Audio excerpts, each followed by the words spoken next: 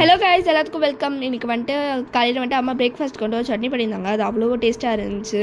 அது எனக்கு ரொம்ப பிடிச்சிருந்துச்சி. அது என்ன சட்னினா மணத்தக்காளி கீரை சட்னி. அது தேவையான பொருட்கள் வெங்காயம், இஞ்சி, பூண்டு, பச்சை மிளகா, காஞ்ச மிளகா, மல்லி, ஜீரகம், அதுக்கப்புறம் உளுந்து, பொட்டுக்கடலை, தேங்காய், கீரை வந்துட்டு நம்ம வீட்டிலே விளைஞ்சது. அம்மா இது எப்படி பண்ணுறதுன்னு எங்களுக்கு சொல்லித்தரீங்களா?